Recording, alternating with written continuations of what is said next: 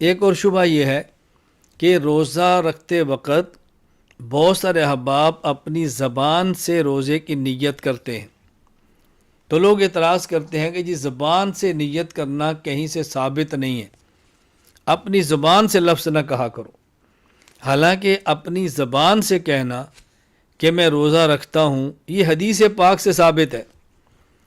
صحیح مسلم حدیث نمبر 1154، ام المومنین امی عائشہ رضی اللہ تعالیٰ عنہ فرماتی ہیں کہ رسول اکرم صلی اللہ علیہ وسلم ایک دن تشریف لائے میرے پاس، مجھے فرمایا یا عائشہ الی عندکم شیء، حضرت عائشہ فرماتی ہے ایک دن رسول اللہ صلی اللہ علیہ وسلم مجھے فرمایا کہ تمہارے پاس کچھ ہے یعنی کھانے کے لیے۔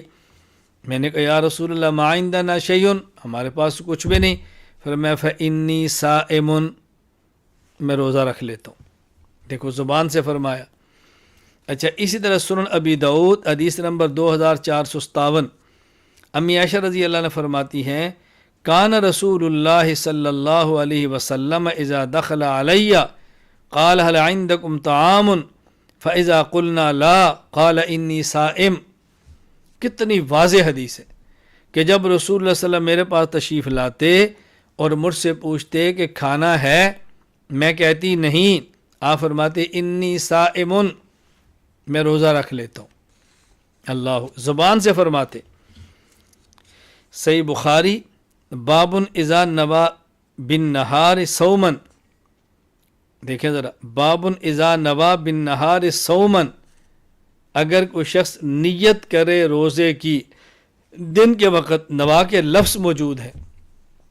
امام بخاری فرماتے ہیں حضرت ام درداء فرماتی کان ابو الدرداء یقول عندکم طعام، حضرت ابو الدرداء فرماتے کہ تمہارے پاس کھانا ہے، فإن قلنا لا، اگر ہم کہتے نہیں ہے، فرماتے فإنی صائم یومی ھذا، اللہ اکبر، فإنی صائم یومی ھذا، میں آج کے دن روزہ رکھنے والا ہوں، میں روزہ رکھ لیتا ہوں، زبان سے کہتے۔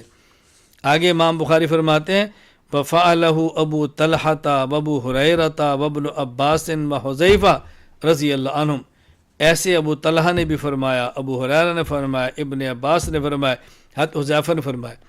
تو حضرت امام بخاری ایک حدیث میں 5 صحابہ کے ذکر فرماتے ہیں، ابو درداء، ابو طلحہ، ابو ہریرہ، ابن عباس اور حذیفہ، کہ جو زبان سے فرماتے۔ اللہ اکبر۔ اس پر مزید ایک اعتراض کیا جاتا ہے، وہ یہ کہ نہیں، یہ جو تم زبان سے کہتے ہو بصوم غد نویت من شہر رمضان، بصوم غد نویت من شہر رمضان، غد کا معنی تو کل ہے، روزہ آج رکھ رہے ہیں، تو یہ لفظ کیوں کہتا ہے کہ میں کل کے روزے کی نیت کرتا ہوں؟ ہم نے پہلے ثابت کیا کہ اپنی زبان سے کوئی بھی لفظ کہنا یہ ٹھیک ہے۔ اب یہ ثابت کرنے لگے بصوم غد نویت تو کہیں تب بھی اعتراض کی بات نہیں۔ ان کا اعتراض کیا تھا کہ وہ بصوم غدن کا معنی ہوتا ہے میں کل کے روزے کی نیت کرتا ہوں، حالانکہ روزہ تو آج ہے، کل تو نہیں ہے۔ یہ اعتراض غدن کا معنی نہ سمجھنے کی وجہ سے ہے۔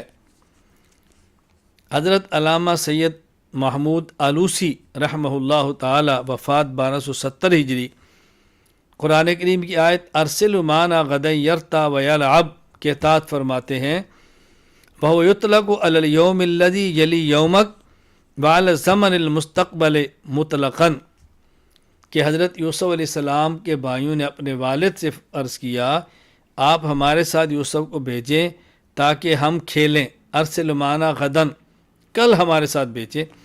اس غد کے تحت فرماتے ہیں کہ غد آج کے بعد کل آنے والے دن کو بھی کہتے ہیں اور آئندہ کے زمانے کو بھی کہتے ہیں۔ تو غد کا معنی صرف یہی نہیں تھا کہ کل بھیجیں، مطلب یہ تھا کہ آپ کسی دن ہمارے ساتھ بھیجیں۔ تو غد کا معنی خاص کل بھی ہے اور غد کا معنی آئندہ مستقبل کا زمانہ بھی ہے۔ مزید علامہ آلوسی رحمہ اللہ فرماتے ہیں قرآن کریم سورہ لقمان آیت نمبر 34 فما تدری نفس ماذا تکسب غدا، کوئی شخص نہیں جانتا وہ کل کیا کرے گا۔ اس کے بعد فرماتے ہیں ماذا تکسب غدا ای فی زمان المستقبل من خیر او شر فرمایا اس کا مطلب خاص کل نہیں ہے بلکہ آئندہ آنے والا زمانہ، اس میں کون سا خیر اور کون سا شر والا کام کرے گا تم میں سے کوئی نہیں جانتا۔ تو غد کا معنی صرف خاص کل نہیں ہے، غد کا معنی ہے آئندہ آنے والا زمانہ۔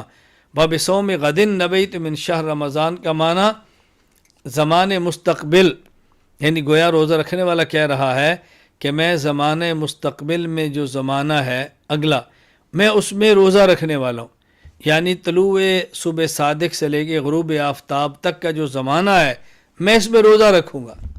اس میں کیا اشکال کی بات ہے، کیا اعتراض کی بات ہے؟